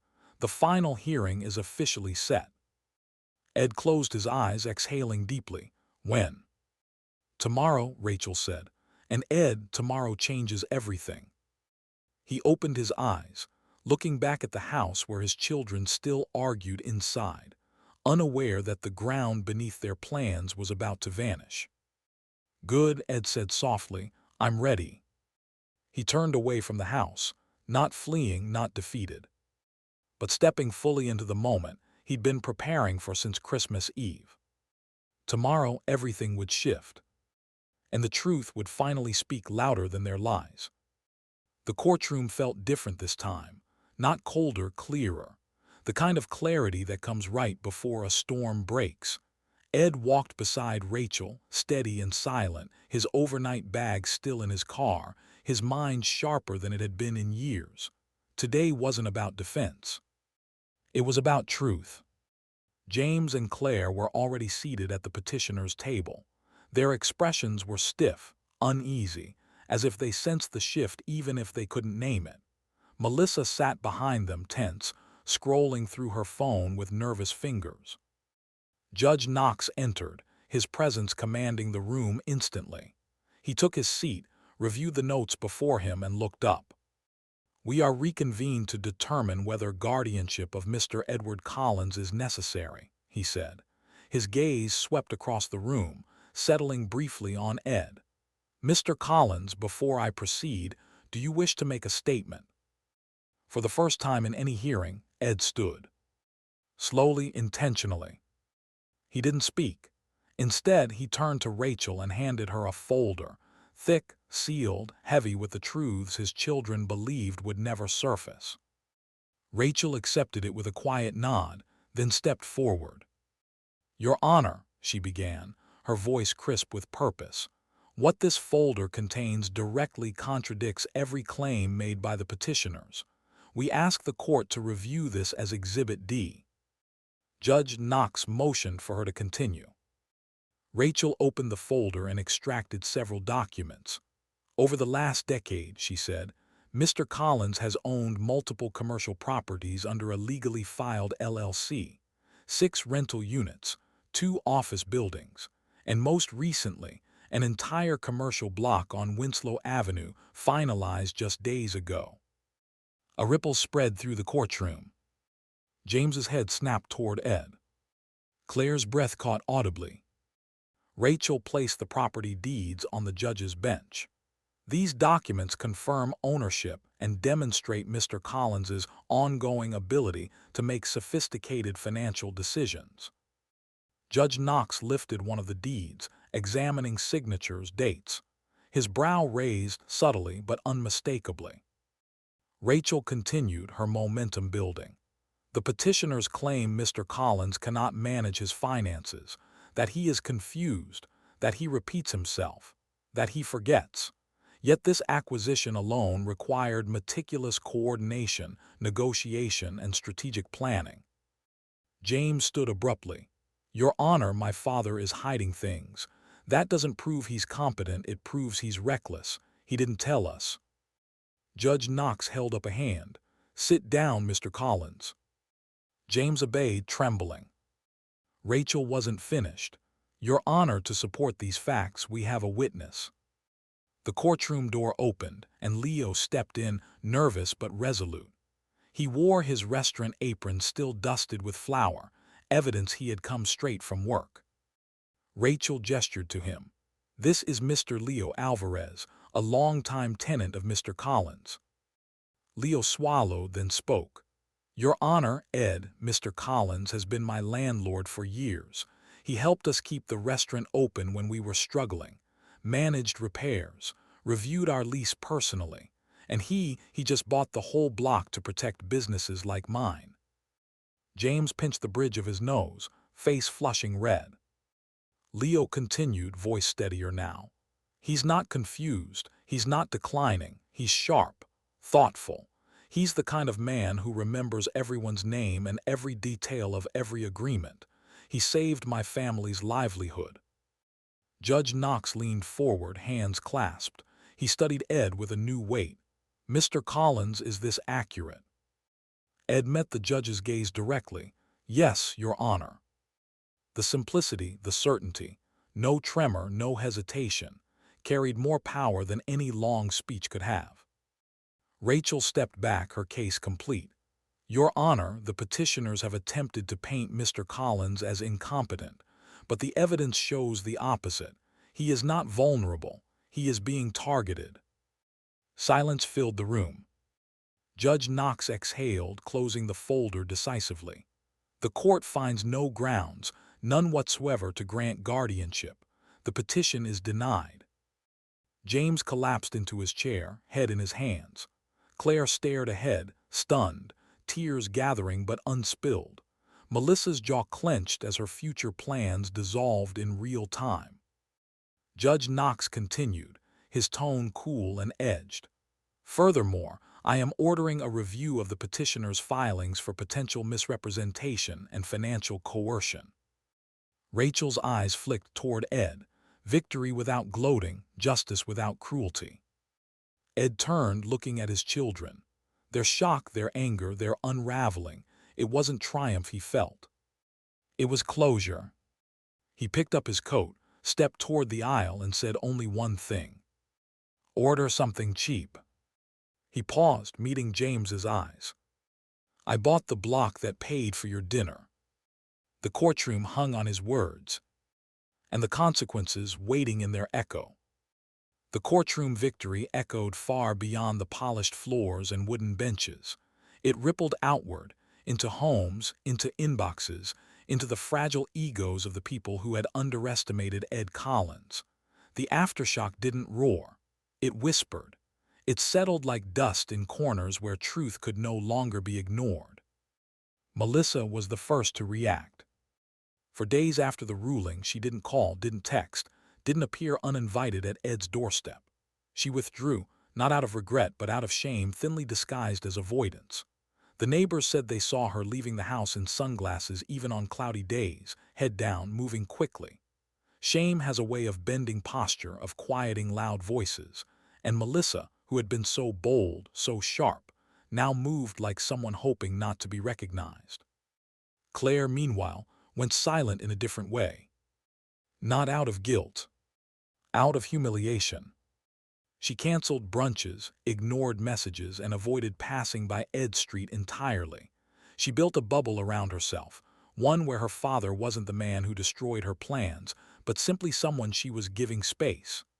It was easier for her pride to reframe the story, but the silence between them was thick, unmoving, unspoken, a wall built brick by brick from her own choices.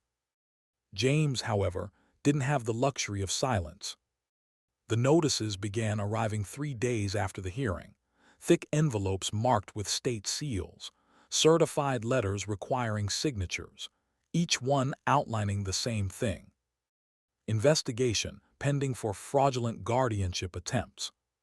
Potential financial coercion. Potential misrepresentation to the court. Every lie he'd told, every exaggeration he'd crafted, every manipulation he'd counted on, it had all become evidence. And now the system he tried to weaponize was turning its gaze back onto him. He called once, his voice thin, trembling. "Dad, I didn't mean for it to go this far." Ed listened, saying little. Mercy and trust are not the same thing, and he owed James neither explanation nor comfort. The past months had already shown him the truth of his children's intentions, and truth, once seen, cannot be unseen. "I hope you figure things out," Ed said quietly. It was not forgiveness. It was distance. After the call, he turned off his phone and stepped outside, where winter sunlight warmed his face. He drove to the commercial block, his block, feeling a steadiness he hadn't felt in years. As soon as he walked into the restaurant, the staff lit up. "Mr. Collins." "Ed, good to see you." "You hear about the dinner turnout. Over 200 people came." The warmth they gave him filled spaces inside him that his own children had hollowed out. Here, he wasn't a burden. He wasn't a target. He wasn't a man being pushed toward the edges of his own life. He was someone valued. Leo hurried over, flour still dusting his sleeves. "Boss, everything okay? I heard about the hearing. People at the restaurant were praying for you." Ed smiled, a soft, tired smile. "It went well." Leo nodded knowingly. "Good, you deserve that." They walked the block together, checking progress on renovations, greeting tenants, discussing upcoming events. At one storefront, a small group of volunteers waved to Ed, thanking him for funding their food drive without ever putting his name on a banner. At another, the bakery owner pressed a warm loaf of bread into his hands just because. It struck him how different this world was from the one he came home to each night. How kindness from strangers could feel more genuine than love from blood. Later, Ed met Rachel in her office, where she was finalizing the last batch of documents. "These protections," she said, flipping through the stack, "make future guardianship petitions nearly impossible. They'll need overwhelming evidence to ever try this again, and they won't have it." Ed nodded. "Good, I'm done letting them twist the law." Rachel smiled softly. "You earned your peace, Ed. Now you get to live in it." He left her office lighter, not because the betrayal had vanished. Betrayal never truly disappears, but because it no longer controlled him. It no longer clung to his days or seeped into his nights. On his drive home, He passed through neighborhoods he'd lived near for decades but rarely stopped to appreciate. He saw families stringing lights, children playing in snowbanks, neighbors waving to each other, life moving forward without bitterness. He parked at home, stood on his porch and breathed deeply.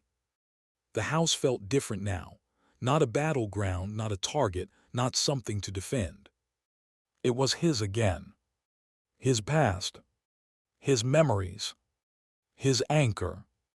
Over the coming weeks, he found himself reconnecting with old friends, with neighbors, with the community he'd quietly supported for years. Conversations became easier. Smiles became more sincere.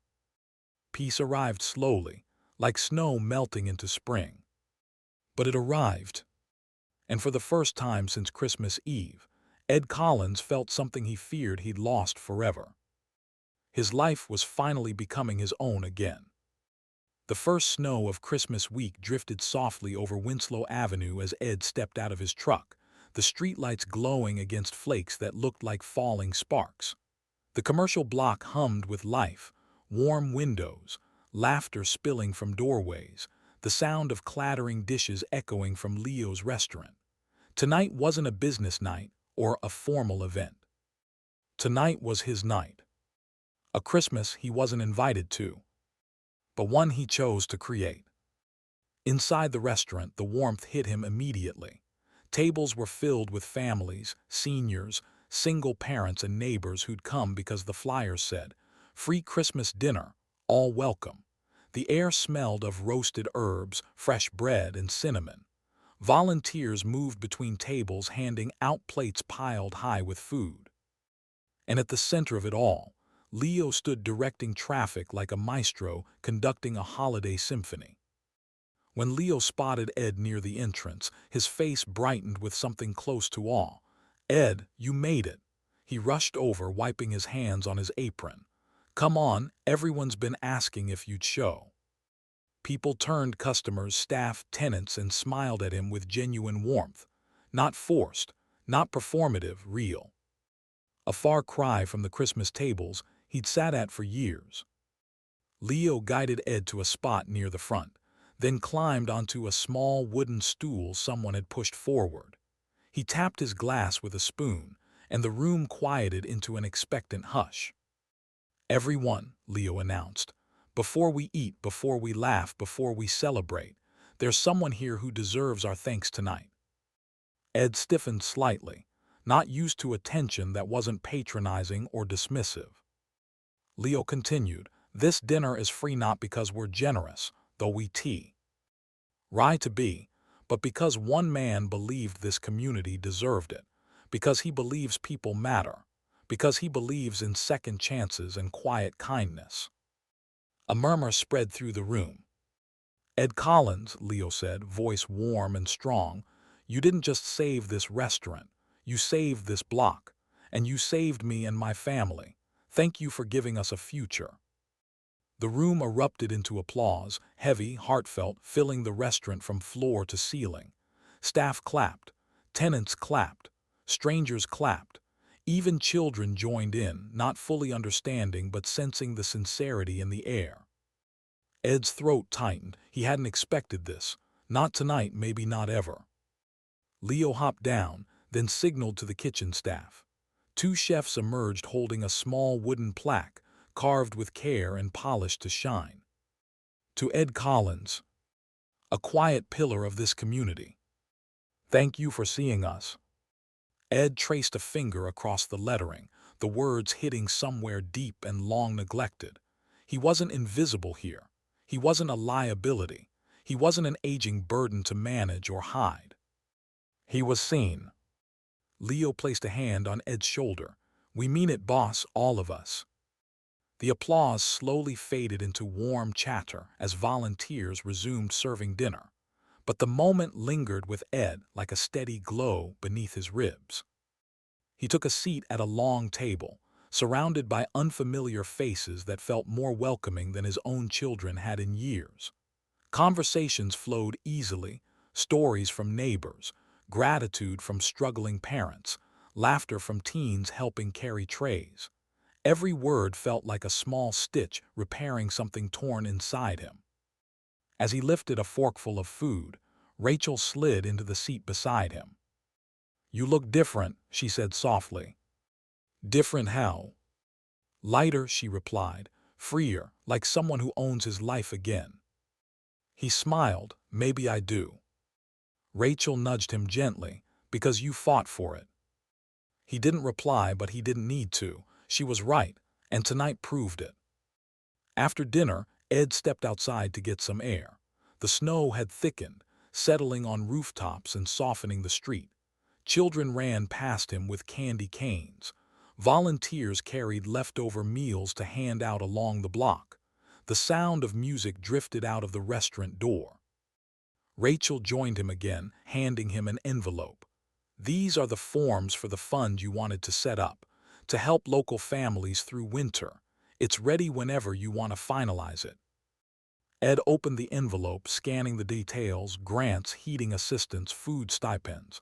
"Let's make it active tonight," he said. "No sense waiting." Rachel smiled. "You're building something, Ed." He looked back at the glowing restaurant windows. Not the block. Not the properties. Not the buildings. Something bigger. A tradition. A community. A life beyond the family that broke his heart. The wind whispered through the falling snow as he pocketed the envelope. This Christmas wasn't one they gave him. It was one he built. Piece by piece, person by person.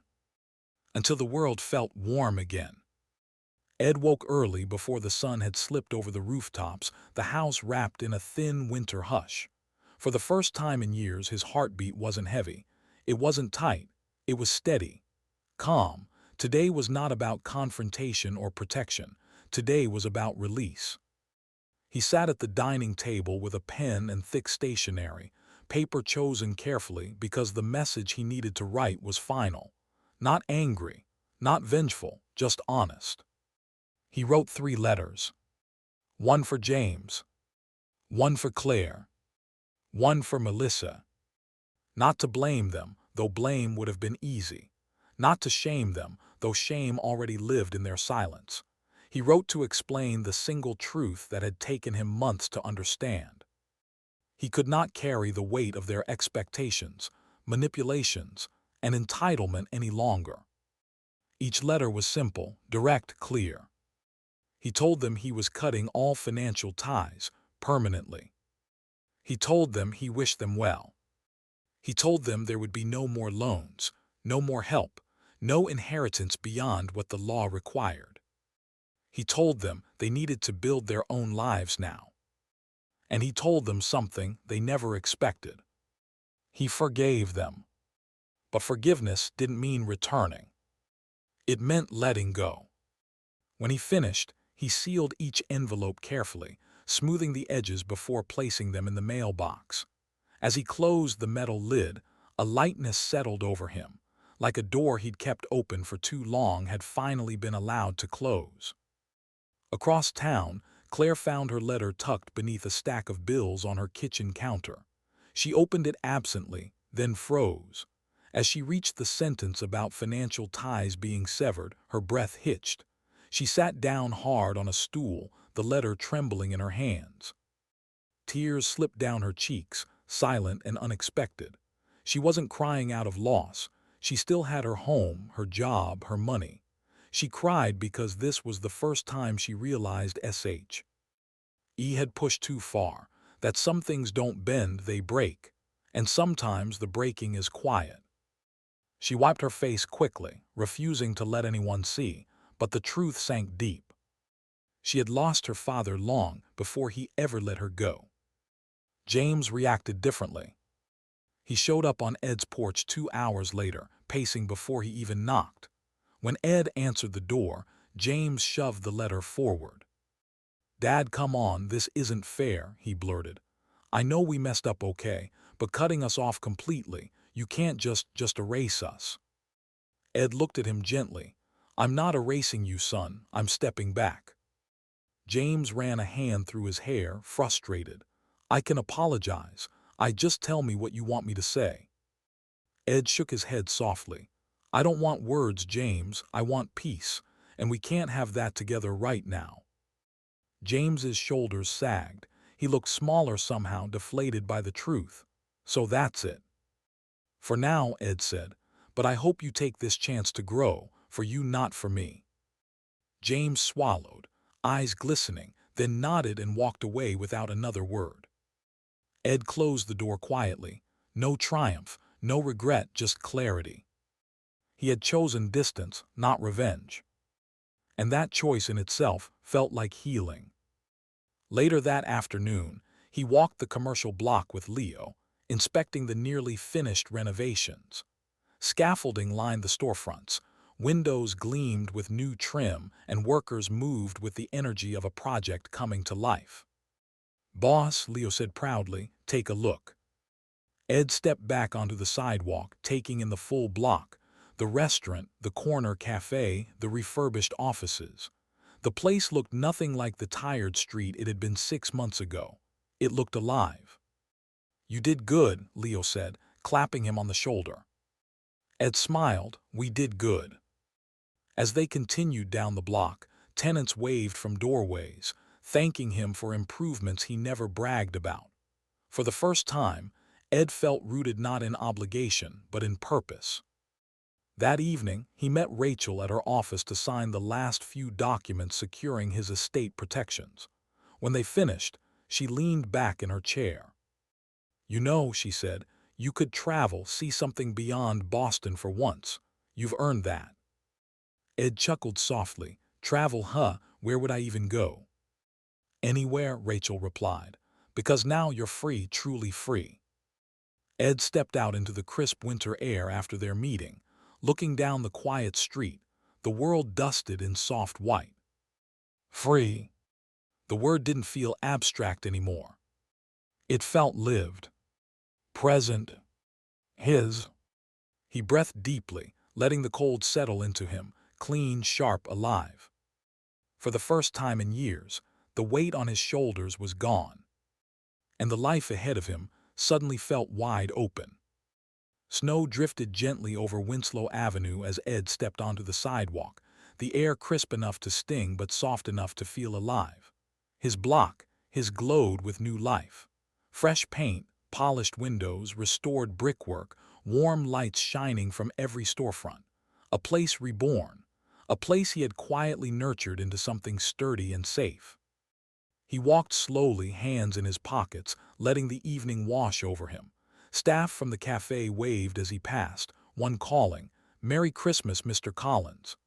A tenant from the office loft hurried out just to shake his hand.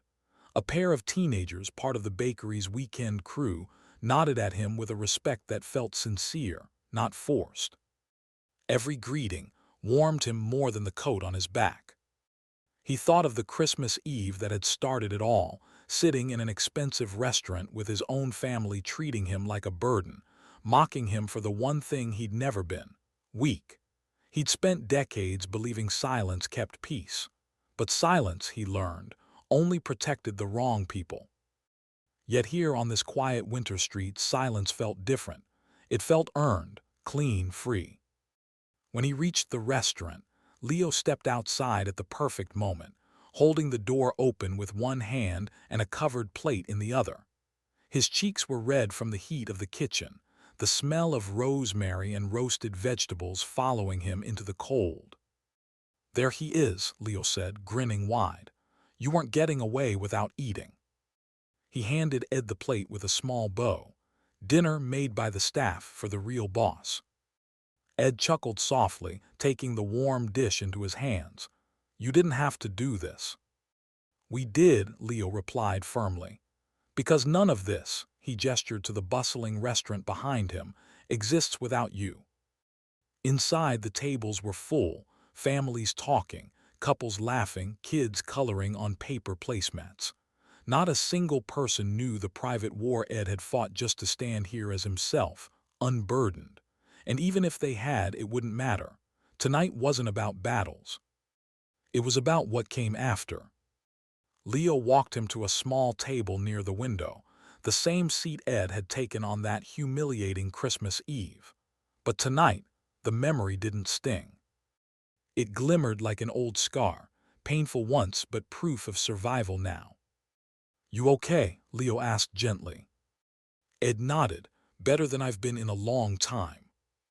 He sat with his dinner, watching the room glow with holiday warmth. People who weren't related to him, who owed him nothing, created a kind of family he had never expected. Maybe family isn't who shares your blood, he thought. Maybe it's who shares your respect. As he finished eating, the restaurant door opened again. Rachel stepped inside, stamping snow from her boots. She spotted Ed instantly and made her way to the table with a small leather folder in hand. "Sorry I'm late," she said, cheeks flushed from the cold. "But I wanted to bring these before the holiday." She placed the folder before him. "Everything is finalized now. All protections, trusts, property documents, and legal shields. Your estate, your assets, your decisions, everything is locked airtight. No one can ever attempt what they tried again." Ed opened the folder slowly. Inside, page after page confirmed the truth. His life belonged to him. His future belonged to him. His peace belonged to him. Rachel sat across from him, watching his expression. "You've come a long way, Ed." He nodded, feeling the truth settle deep in his chest.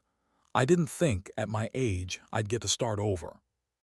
"You didn't start over," Rachel said softly. "You reclaimed what was already yours."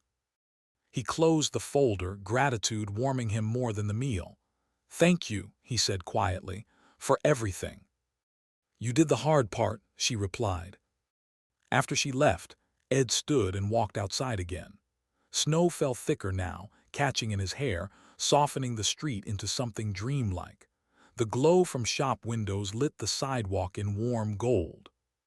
Behind him, laughter and music spilled from the restaurant door, joy echoing into the night, wrapping the block in a sense of belonging he had never expected to feel again. He took a slow breath, letting it fill him, letting it settle. He thought of the cruel words spoken over dinner weeks earlier. "Order something cheap, Dad. You're broke. You shouldn't be here." And he smiled. Because without that humiliation, he might never have risen, never have fought, never have rediscovered the strength he thought he'd buried with his wife's passing. He looked down the snowy street, his street, alive with the people who valued him. And the story closed itself with quiet truth. Christmas Eve didn't break him. It built the life he always deserved.